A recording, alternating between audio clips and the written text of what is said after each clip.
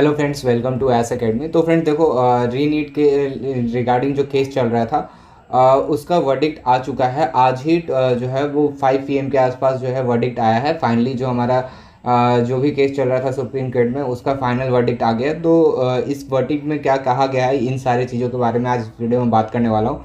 तो देखो, ये जो हमारा आज का सेशन था उसमें क्या कंक्लूजन आया है, इन सब चीज़ों के बारे में बात कर रहा हूँ। तो देखो, सबसे पहला कंक्लूजन ये है हमारा कि कोई भी डाटा जो है इंडिकेट नहीं कर रहा है कि वो मास लेवल पे पेपर जो है वो लीक हुआ है। तो सिंपल से ये देखो, पेपर तो लीक हुआ है, ये कंफर्म हो चुका है, लेकिन मास लेवल पे नहीं हुआ है। क्या मास लेवल पे कोई भी पेपर लीक का इंडिकेशन नहीं आया है। तो ये सबसे पहला कंक्लूजन निकला था। क्योंकि देखो, जितना भी हमारा जो लीक हुआ था वो सिर्फ और सिर्फ 155 स्टूडेंट से जो है रिलेटेड रहा है। कि जितने भी जो हमारे जो पेपर लीक हुआ था उसका बेनिफिशरी जो है वो सिर्फ और सिर्फ 155 स्टूडेंट्स निकल के आए हैं। तो इनका नीट का जो पेपर है, नीट 2024 का, वो पेपर कैंसिल कर दिया गया है। इनको कोई भी काउंसलिंग में अपीयर होने देने की कोई चांसेस नहीं है। और सीबीआई का जो हमारा जो जांच चल रहा है वो अभी कंटिन्यू है। और इसमें अगर कोई भी जो स्टूडेंट हैं जिनका क्या है कि अभी पेपर लीक में अगर बेनिफिशरी के रूप में रिजल्ट आता है तो उनका भी काउंसलिंग कैंसिल कर दिया जाएगा। अगर एडमिशन ले भी लेते हैं और जब तक सीबीआई की रिजल्ट नहीं आती है फाइनल, तो अगर उसके बाद भी कोई नए स्टूडेंट मिलते हैं तो उनका भी जो है, अगर एडमिशन लेने के बाद भी रहेंगे तो उनका मेडिकल सीट कैंसिल कर दिया जाएगा। तो ये हमारा फाइनल वर्डिक्ट आया है।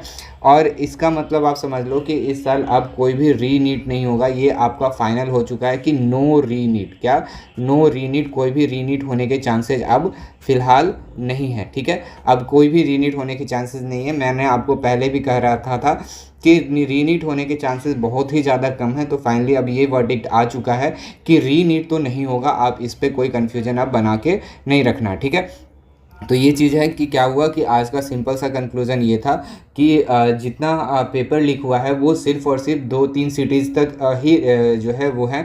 और इससे क्या हुआ कि जो टोटल जो हमारा जो 155 स्टूडेंट थे उन्हीं को बताया गया कि उनका पेपर लीक में जो है बेनिफिशरी के रूप में यूज आया, मतलब आए हैं। और उन्हीं लोगों तक जो है वो रहा है पेपर लीक। ठीक है, और बाकी सारे बच्चों तक ये पेपर लीक जो हुआ था उसका पेपर नहीं पहुंच पाया था। इसलिए इसको क्या कंसिडर किया गया कि ये पेपर लीक जो हुआ है मास लेवल पे नहीं हुआ है, जिस कारण से अगर नीट कैंसिल करा जाता है तो ये सारे बच्चों के लिए क्या होगा, इनजस्टिस होगा। इस कारण से सुप्रीम कोर्ट ने फाइनली कहा कि री नीट कराना पॉसिबल नहीं है। अगर ये री नीट होता है तो ये सारे जो जितने भी बच्चे हैं, बाकी 26 लाख जो अपीयर हुए थे, उनके लिए जो हो जाएगा इनजस्टिस हो जाएगा। इस कारण से क्या होगा, टोटल पेपर लीक जो होगा, जो पेपर लीक हुआ था उस कारण से आपका नीट को कैंसिल नहीं किया जाएगा। तो ये फाइनल जो आ चुका है, हमारा जो रिजल्ट था वो आ चुका है। और इसमें एक चीज़ और है हमारा कि जो आंसर की था, जो हम लोगों ने आंसर की देखा था, उसमें एक क्वेश्चन जो था उसमें 2 आंसर सही दिया गया था। क्योंकि बहुत सारे लोगों ने उसको चैलेंज किया था, तो उसको फाइनली जो है वो कन्वर्ट करके अब कर दिया गया है कि उसमें सिर्फ और सिर्फ डी ऑप्शन जो होगा वो करेक्ट होगा और बाकी जो होगा उसमें कोई करेक्ट नहीं होगा। तो जिस कारण से बहुत सारे बच्चों को जो एक्स्ट्रा मार्क्स मिला था वो अब जो है वो अब कैंसिल किया जाएगा और रिजल्ट को रीपब्लिश किया जाएगा। और जब रिजल्ट रीपब्लिश होगा तो इसके कारण क्या होगा कि बहुत सारे रैंक में चेंजेस आएंगे।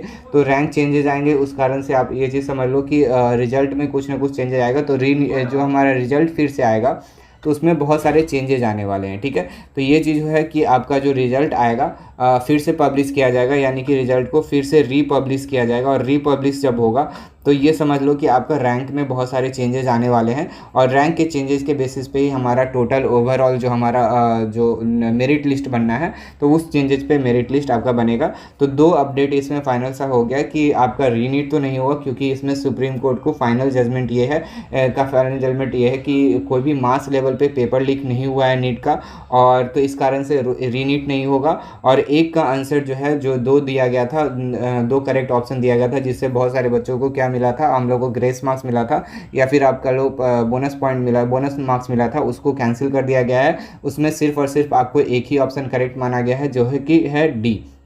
ठीक है। इस कारण से अब रिजल्ट को रीपब्लिश किया जाएगा, फाइनल रीपब्लिश करके, और जो है उसके बाद आपको जो है काउंसिलिंग फाइनल मेरिट लिस्ट निकलेगा और मेरिट लिस्ट के अकॉर्डिंग जो है आपका काउंसिलिंग स्टार्ट हो जाएगा। ठीक है, तो आप इतना समझ लो कि अब काउंसिलिंग भी 1-2 दिन में स्टार्ट हो जाएगा। अब ज़्यादा टाइम नहीं लगेगा, क्योंकि एमसीसी कभी नहीं चाहेगी कि जो आपका सेशन जो अब इतने मुश्किल से क्या हुआ है टाइम टेबल पे आया तो सेशन फिर से लेट हो।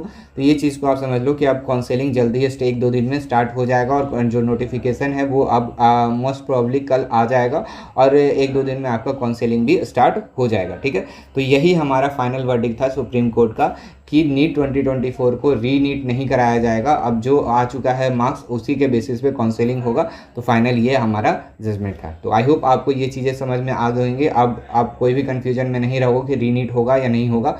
तो बस यही सारी चीज़ें मुझे इस वीडियो में बताना था। आई होप आपको सारी चीज़ें समझ में आ गए होंगे, और समझ में आ गए हैं तो इस वीडियो को लाइक करो।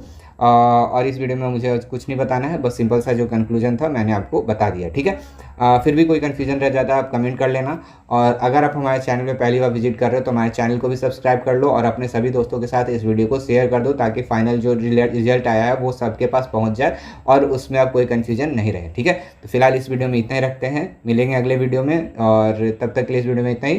Thanks for watching.